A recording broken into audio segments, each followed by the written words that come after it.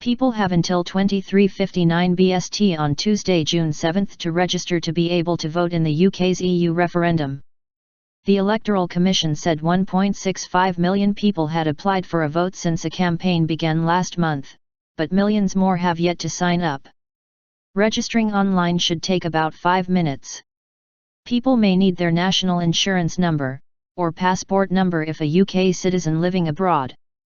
In Northern Ireland, people have to download and return a form to register. The Commission said it was the last chance for people to take part in the June 23 referendum.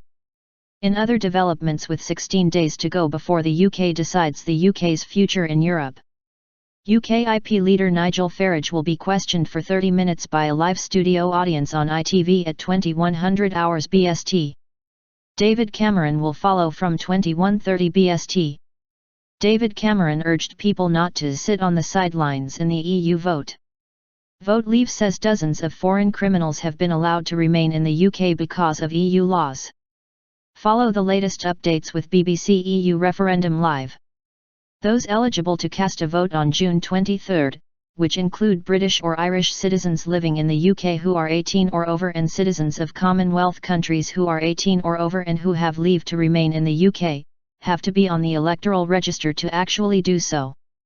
Anyone living in the UK who registered to vote ahead of last year's general election or last month's elections in England, Scotland, Wales, and Northern Ireland does not need to re-register if they are still living at the same address. If they have since moved, they must re-register. Those who are unsure whether they are registered should contact their local electoral registration office. Except for residents of Northern Ireland, whose deadline has already passed, those wanting to vote by post must download the application form and return it to their local office by 1700 hours BST on Wednesday, June 8 in order to qualify. They must return their postal ballots by 2200 hours BST on June 23, when polling stations close. To apply to vote by proxy, people need to complete a separate application form, to be returned by 1700 hours BST on June 15. Who is eligible to vote in the EU referendum? British or Irish citizens living in the UK who are 18 or over. Citizens of Commonwealth countries who are 18 or over and who have leave to remain in the UK. British citizens living overseas who have been registered to vote in the UK in the last 15 years. Irish citizens born in Northern Ireland now living overseas. Irish citizens living overseas who have been registered to vote in Northern Ireland in the past 15 years. The Electoral Commission said 226,000 applications to register were received on Monday, the second highest single day's total since electronic registration was introduced in 2014. Its communications director Alex Robertson said there had been an awful lot of interest in signing up, with 150,000 of Monday's applications coming from people aged under 35. This figure is expected to be comfortably exceeded on Tuesday because of the publicity surrounding the deadline, with leading politicians from the Remain and Leave campaigns making appeals to people to make their voices count on June 23. Mr. Robertson said 1.65 million people had applied to register to vote online since an awareness campaign began in mid-May.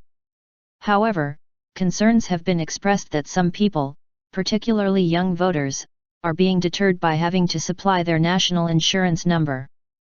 The number of applications does not necessarily equate to the number of people being registered, as some may come from people who are already signed up to vote. The Electoral Commission said that its most recent estimate, from 2014, suggested 7.5 million were not correctly registered despite being eligible to vote.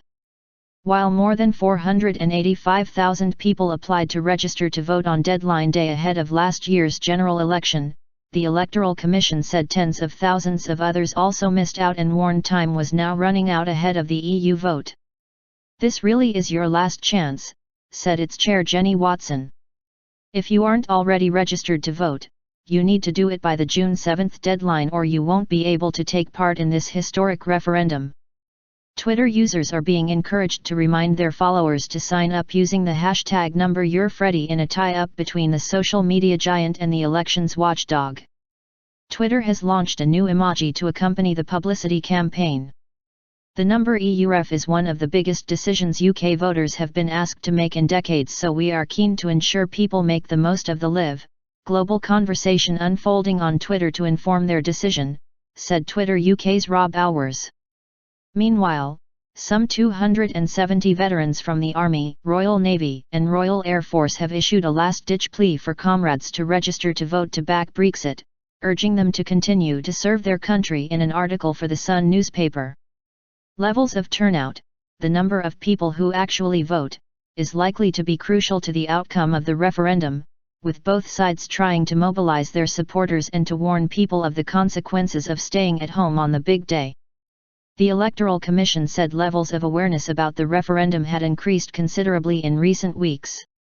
But the Electoral Reform Society said its research suggested only 1 in 4 voters felt well or very well informed about the impending vote, while 22% of people canvassed in late May had had no contact from anyone about the referendum.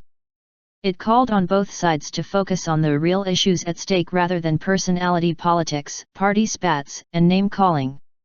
Leave campaigners, meanwhile, have raised concerns that people from other EU countries, who are not entitled to vote, have been sent polling cards.